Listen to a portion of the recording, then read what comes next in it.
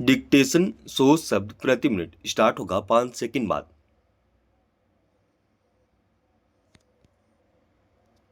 Start. Pahalgam हमले के बाद जिस तरह भारत में आक्रोश है और सरकार पर कोई बड़ी कार्रवाई करने का जन दबाव बन रहा है, उसे देखते हुए पाकिस्तान ने घबराहट विराम उसने घटना के बाद सीमा पर हवाई गश्ती और चौकियों पर सैनिक दस्ते बढ़ा दिए विराम। हालांकि वह लगातार कह रहा है कि उस हमले में उसका कोई हाथ नहीं था, उसकी जांच की पेशकश भी कर रहा है, पर वहां की सेना जिस तरह बार बार संघर्ष विराम का उल्लंघन कर रही है, उससे जाहिर है कि वह भारतीय सैनिकों को उकसाने की कोशिश कर रही है विराम। पहलगाम हमले के बाद से वह 4 बार गोलीबारी कर चुकी है विराम। हालांकि आमतौर पर छोटे हथियारों से गोलीबारी की जाती है, तो उसका यही मतलब होता है कि दुश्मन देश सीमा पर अपने सैनिकों की मुस्तैदी का संकेत दे रहा है विराम, बताने का प्रयास कर रहा है कि वह किसी भी तरह की चुनौती से निपटने को तैयार है विराम। मगर पाकिस्तानी सेना साजिशन ऐसा करती है विराम।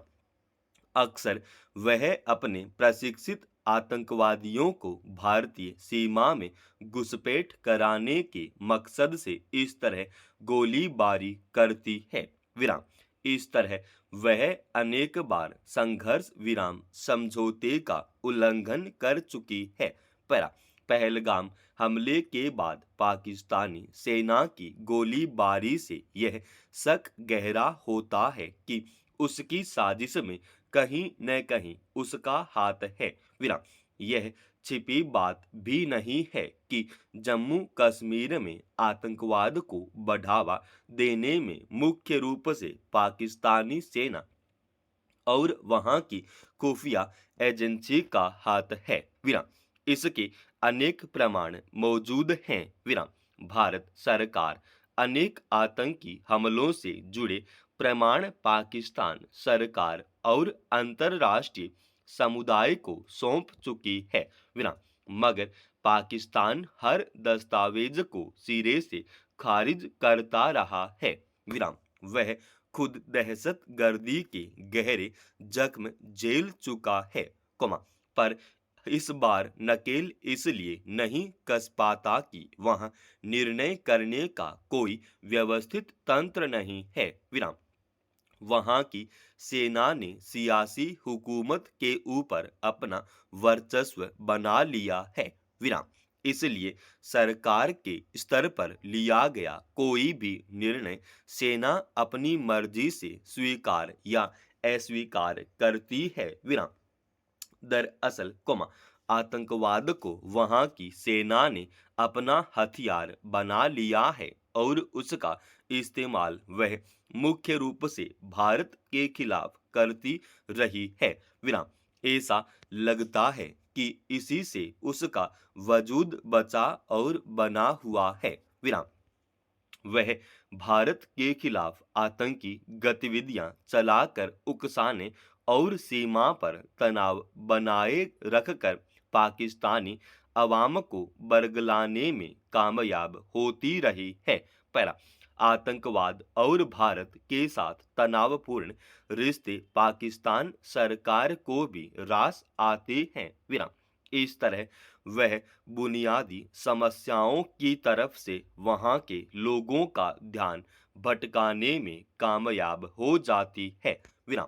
पाकिस्तान पूरी तरह से विफल राष्ट्र है विराम। उसकी माली हालात निहायत खस्ता हो चुकी है विराम। शिक्षा और स्वास्थ्य सेवाएं दुर्दशा झेल रही है विराम। लोगों को 2 जून की रोटी के लिए भी संघर्ष करना पड़ रहा है विराम। उधर बलूचिस्तान के विद्रोही संगठन रोज उसे गंभीर चुनौती पेश कर रहे हैं विराम। ऐसी स्थिति में भारत के साथ सीमा पर तनाव से बुनियादी समस्याओं पर कुछ समय के लिए पर्दा पड़ जाता है विराम। मगर इस तरह वहां की सरकार लंबे समय तक अपनी कमजोरियों को ढक नहीं रख सकती विराम। फिर कोमा चीन से उसे जो मदद मिल रही है कोमा वह स्थायी नहीं है विराम। अपना स्वार्थ साधते ही वह अपना हाथ खींच लेगा पैरा। इसमें दो राय नहीं कि अच्छी और निर्बाध सड़कें विकास के लिए अनिवार्य मानक है विराम।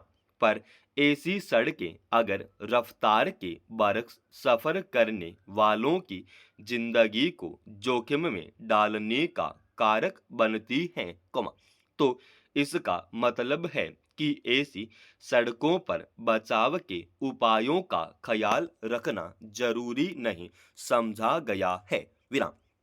यह छिपा नहीं कि रोजमार्ग या लंबी दूरी वाले एक्सप्रेसवे ने लोगों की यात्रा को आसान और समय बचाने वाला बनाया है मगर इसके साथ साथ ऐसी सड़कों पर होने वाले हादसे और उसमें मरने वालों की दर भी तेजी से बढ़ी है विराम।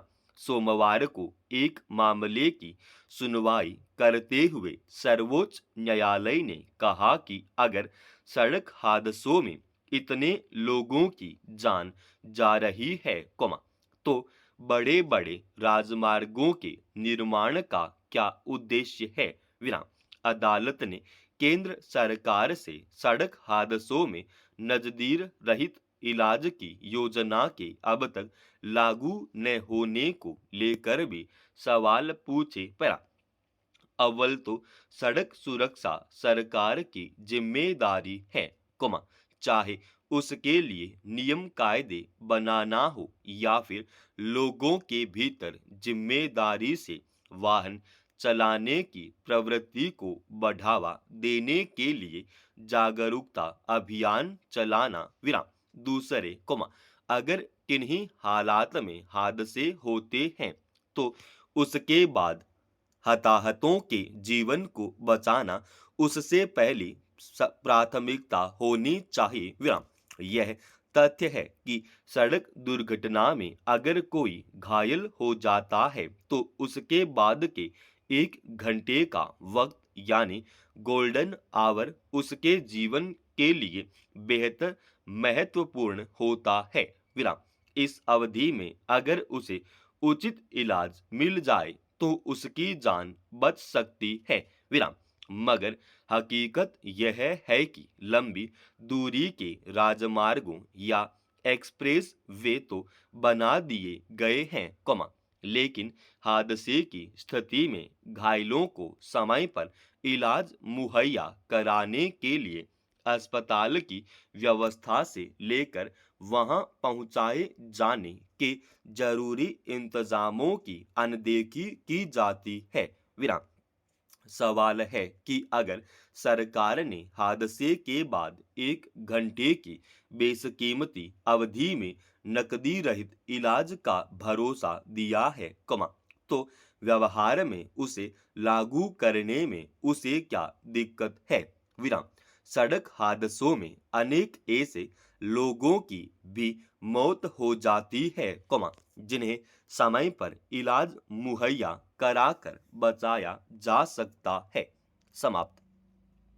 दोस्तों, रोजाना ऐसी एडवांस डिक्टेशन के लिए चैनल को आप अभी सब्सक्राइब कीजिएगा और आज के इस डिक्टेशन का पीडीएफ फाइल हमने हमारे Telegram channel study with Archit Swami पे डाल दिया है जिसका लिंक इसी वीडियो के डिस्क्रिप्शन में डाल रखा है।